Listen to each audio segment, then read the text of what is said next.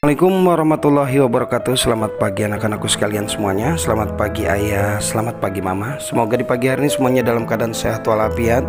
Tentunya tidak kurang satu apapun. Dan kita berharap semoga kita semua, keluarga kita semua terhindar dari malapetaka, penyakit, bala dan bencana. Baik anak-anakku sekalian, kita mulai saja pembelajaran pada pagi hari ini dengan sama-sama membaca basmalah. Bismillahirrahmanirrahim.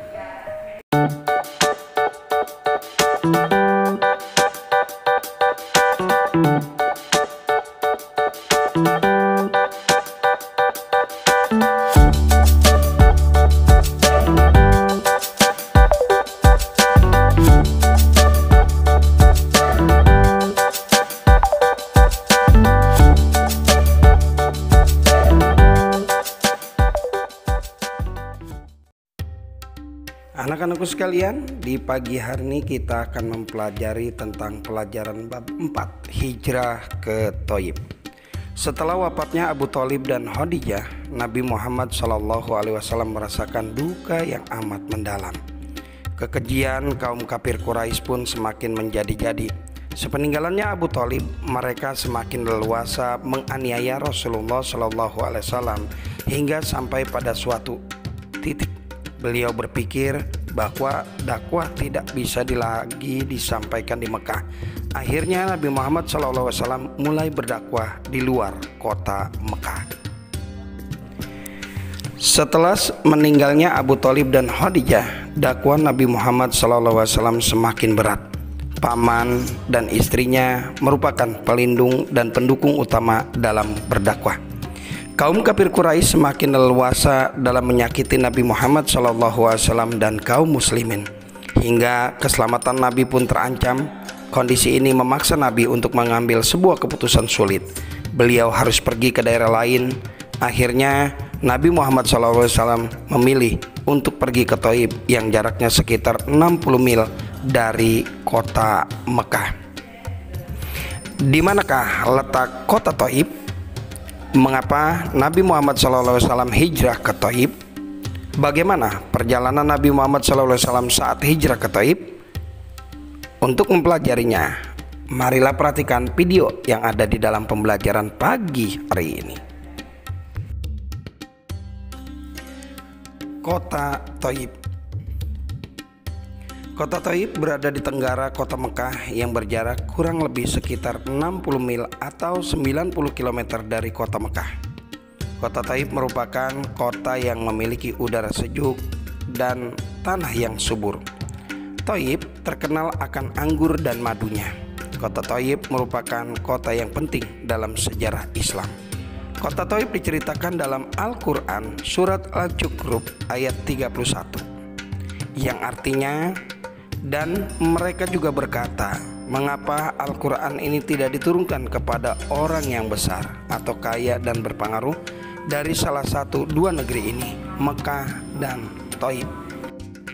Surat Al-Zukhruf 43 ayat 31. Diceritakan dalam ayat tersebut bahwa yang dimaksud Qaryatul Aini adalah Mekah dan Thaib. Kota Thaib dianggap setara dengan kota Mekah dan merupakan salah satu kota yang diistimewakan oleh Allah Subhanahu wa Ta'ala, karena penduduk kedua kota ini mengingkari wahyu dan kenabian Nabi Muhammad SAW. Mereka beranggapan bahwa seorang nabi harus berasal dari kalangan orang besar atau kaya dan berpengaruh. Pada waktu hijrah, Nabi Thaib didiami penduduk dari Bani Sakib yang terdiri atas dua suku, yaitu Bani Ahlab dan Bani Malik. Bani Ahlab menguasai bidang diplomasi, militer, dan penyembahan berhala-berhala, sementara Bani Malik menguasai bidang ekonomi dan pertanahan. Yang berikutnya, peristiwa hijrah ke Thaib. Menurut Tobaqot Ibnu Sa'ad, peristiwa hijrah Nabi Muhammad SAW ke Thaib terjadi pada bulan Syawal tahun ke-10 kenabian. Dalam hijrah ini, Nabi Muhammad SAW ditemani oleh anak angkatnya, yaitu Zaid bin Haritsah. Mereka berdua berangkat ke Thaif dengan berjalan kaki, dengan tujuan agar kaum kafir Quraisy tidak mencurigai kepergian Nabi ke Thaif. Setelah melalui perjalanan yang melelahkan, tibalah Nabi di kota Thaif. Nabi Muhammad SAW pergi ke Thaif dengan tujuan mencari perlindungan dari keluarganya yang berada di Thaif, yaitu Kinanah yang bergelar Abu Jalil dan Mas'ud yang bergelar Abu Kuhal. Setibanya di Thaif, Nabi Muhammad SAW menemui pemuka Bani Sakif yang merupakan orang yang berkuasa di daerah tersebut.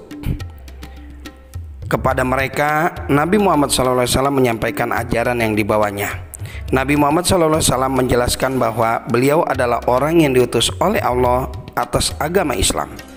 Nabi Muhammad SAW juga berharap agar penduduk Thaif mau membantu usahanya dalam menyebarkan ajaran agama Islam. Para penguasa Thaif menolak ajakan Nabi Muhammad SAW. Mereka berkata, sekiranya kata-kata yang kamu serukan itu baik, tentu famili dan kaum kerabatmu akan menerima terlebih dahulu. Setelah itu mereka mengusir Nabi Muhammad SAW dan Zaid. Tidak hanya mengajak para pembesar Thaif, Nabi pun pergi ke pasar dan tempat pertemuan. Setiap kali berjumpa dengan siapapun, Nabi Muhammad SAW tidak lupa menyapa dan menyeru seraya mengucapkan syahadat La ilaha illallah Muhammadur Rasulullah. Tidak satupun dari mereka yang menggubrisnya. Bahkan para pembesar menyuruh penduduk Thaif untuk menyakiti Nabi Muhammad SAW. Pada kenyataannya, penduduk Thaif sudah dihasut oleh Abu Lahab untuk tidak mempercayai Nabi Muhammad SAW.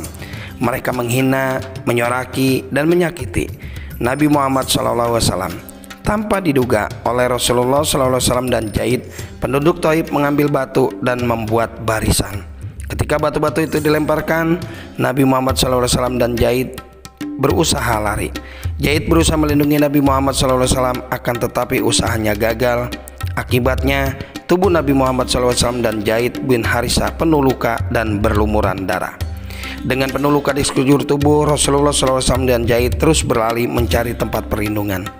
Setelah beberapa lamanya, Nabi Muhammad SAW dan Zaid menemukan tempat berlindung. Mereka berlindung di balik tembok rumah Utbah Syaibah, dua orang putra Rabi'ah. Letak rumah itu berjarak kurang lebih 3 mil dari Thaif. Setelah merasa aman, Nabi Muhammad SAW bersandar di tembok di bawah naungan pohon anggur. Beliau merenungi peristiwa yang baru saja dialaminya. Kejadian itu sangat menyakitkan. Harapan Nabi Muhammad SAW untuk mendapat bantuan dari penduduk Thaif pun hilang. Dalam keadaan yang menyedihkan itu, Nabi Muhammad SAW memanjatkan doa kepada Allah Subhanahu wa Ta'ala sebagai berikut. Ya Allah, kepadamu aku mengadukan kelemahan kekuatanku, kekurangan siasatku, dan kehinaan di hadapan manusia.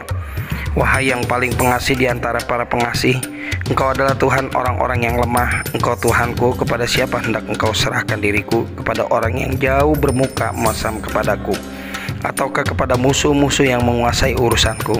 Aku tidak peduli asalkan Engkau tidak murka kepadaku, sebab sungguh banyak kesehatan yang Engkau limpahkan kepadaku. Aku berlindung kepada cahaya wajah-Mu yang menyinari segala kegelapan dan yang menjadikan segala urusan dunia dan akhirat menjadi baik, agar Engkau tidak menurunkan kemarahan-Mu kepadaku atau murka kepadaku.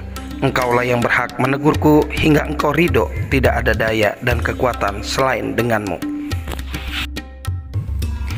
Utbah dan Syaibah yang mendengar doa Nabi Muhammad SAW merasa hatinya bergerak.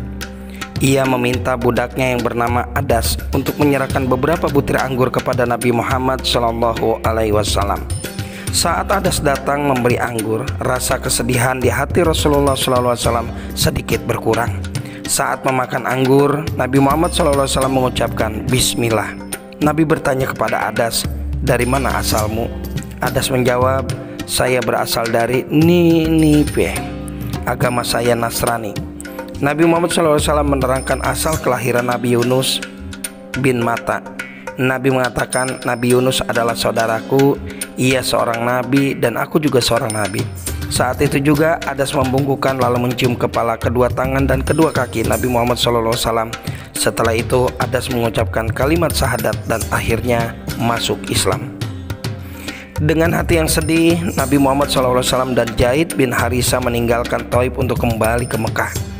Di tengah perjalanan, malaikat Jibril menjumpainya seraya berkata, "Wahai Muhammad, jika kamu berkehendak, aku akan mengangkat gunung ini dan menjatuhkannya di atas kaum laknat itu." Nabi Muhammad SAW menjawab, "Jangan, aku berharap Allah SWT mengeluarkan mereka dari penyembahan berhala kepada penyembahan Allah semata dan tidak menyekutukan sesuatu pun dengannya." Demikian kerendahan hati dan keluhuran budi Nabi Muhammad SAW. Beliau tetap memaafkan orang yang telah menyakiti dan memusuhinya. Bahkan beliau tetap mendoakan agar Allah memberikan petunjuk kepada mereka, kaum sakit. Baik anak-anakku sekalian, setelah kita dengarkan penjelasan yang ada pada video, kita berharap semoga apapun yang diperjuangkan oleh Rasulullah SAW membekas di diri kita, sehingga kita makin taat, makin semangat dalam beribadah menegakkan ajaran Islam. Baik anak-anakku sekalian, ini saja pembelajaran kita pada kesempatan pagi hari ini. Jangan lupa tugasnya Penang Tunggu. Tugas kamu adalah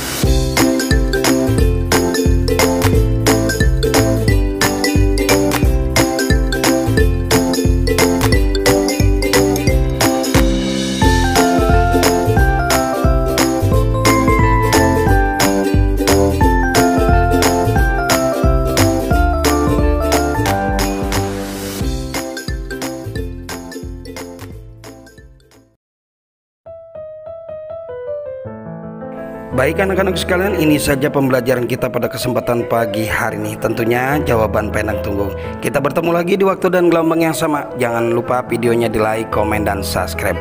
Akhir kalam, assalamualaikum warahmatullahi wabarakatuh.